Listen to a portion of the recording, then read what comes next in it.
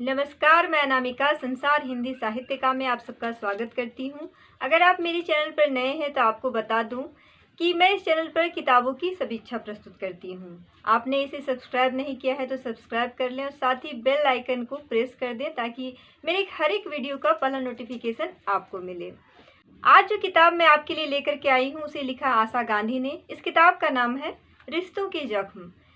यह उनकी दूसरी रचना है जो प्रकाशित हुई थी अगस्त 2020 में। उनकी पहली रचना प्रकाशित हुई थी 1992 में जिसका नाम था उदास शाम। एक लंबे अंतराल के बाद उन्होंने फिर से लिखना शुरू किया है।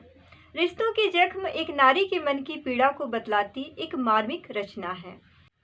यह कहानी पति और पत्नी के संबंधों के बीच आधारित है। समाज द्वारा बनाया गया संबंध बहुत ही खूबसूरत संबंध है, लेकिन इसकी खूबसूरती तभी तक है जब हम इसे अच्छे से निभाएं। अगर पति अपनी पत्नी को प्रेम के स्थान पर पीड़ा दे, उसे दुख पहुंचाए, उसके साथ मारपीट करे तो एक स्त्री के मन पर क्या बीतती है, इस बात को ये किताब बहुत ही अच्छे से बयां करती है।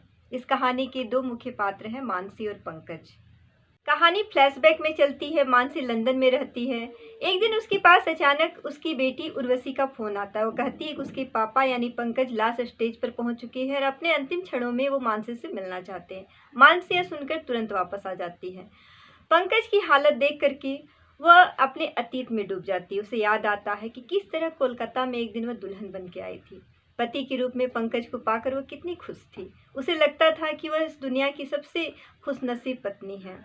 लेकिन धीरे धीरे पंकज का व्यवहार बदलने लगा। आए दिन वो शराब पी करके आता, उसके साथ मारपीट करता, गाली गलौज करता। अगर वो कुछ सवाल पूछती तो उसे तरह तरह से प्रताड़ित करता। फिर भी इस रिश्ते को निभाने के लिए मानसी सब कुछ बर्दाश्त करती रही।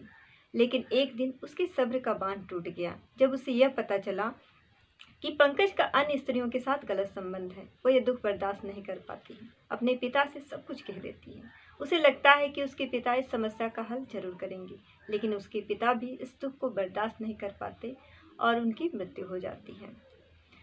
यह सब होने के बावजूद भी उसकी माँ उसे यह ढांढस देती है और उसे बताती है कि उसे इस रिश्ते को निभाना चाहिए, क्योंकि उसकी बहनें अभी ब्याही नहीं हैं और अगर वो इस रिश्ते को तोड़ देती है तो उनकी बहनों का विवाह मुश्किल हो जाएगा। यह सिर्फ मानसी की माँ की ही सोच नहीं, यह कहीं ना कहीं हमारे समाज की भी सोच है कि पति चाहे कैसा भी हो, पत्नी को इस रिश्ते को निभाना पड़ता है। मानसी भी समझौता कर लेती है और इस रिश्ते को निभाने लगती है। इसी क्रम में वह एक बेटी को जन्म देती है, लेकिन पंकज उसे भी उससे दूर कर देता है, उसे हॉस्टल में डाल देता है।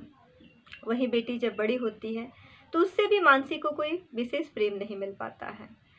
समस्याओं के बीच दो ऐसे लोग भी थे जो मानसी के दर्द को समझते हैं और उसे दूर करने का प्रयास करते हैं, उसकी सहेली दीपाली और उसके कॉलेज का दोस्त प्रशांत। यह कहानी यह बयां करती है कि अगर पति पत्नी के बीच के रिश्ते में समर्पण और प्रेम न हो तो वह एक दिन टूटकर बिखर जाता है। हमारे समाज में कई ऐसी स्त्रियां हैं जिनकी स्थिति मानसी की ही तरह है, लेकिन हर किसी को मानसी की तरह प्रशांत जैसा दोस्त नहीं मिलता है जो उसे उसकी समस्या से उबारने में मदद करता है। वहीं हमारे समाज में कई स्त्रियां हैं जो घुट घुट कर अपना दम तोड़ देती हैं। अगर आप मुझसे ये पूछें कि आपको ये किताब पढ़नी चाहिए या नहीं, तो मेरा ये मानना है कि ज़रूर पढ़नी चाहिए। अगर आपको इस तरह की कहानियाँ पसंद है जिसमें दर्द हो, जिसमें पारिवारिक समस्याएं हों और एक सकारात्मक संदेश भी देती हूँ, तो अवश्य पढ़ें। इस किताब की एक बहुत ही विशेष बात है, लेखिका ने एक प्रश्न हम सबके लिए छोड़ा है इस किताब के अंत में, जिसे मैं पढ़कर सुनाती हूँ आप लोग के लिए। वह रिश्ता जो सच्चा होकर भी दुनिया की नज़रों में सच्चा न था, उसे किसी ने सम्मान की नज़रों से नहीं देखा था। दूसरी तरफ पंकज व मानसी का वह रिश्ता जो बरसों पवित्र बंधन में बन जाने वाला होकर भी कितना अपवित्र था। उसमें न ही सच्चाई थी न ही हमदर्दी, परंतु उसमें डूबे जख्मों को लेकर वो उम्र भर उसे ढोती रही। क्या वह यही रिश्ता था जिसे समाज में इज्जत से देखा जाता है और जिसे हजारों फरेब करने के बाद भी पवित्रता का नाम दे दिया जाता है? आप भी सोचिएगा जरूर। बहुत ही कम पन्नों की यह किताब एक सकारात्मक संदेश देती है। इस कहानी में दर्द और इमोशन होते हुए भी एक सकारात्मक संदेश जरूर छोड़ती है।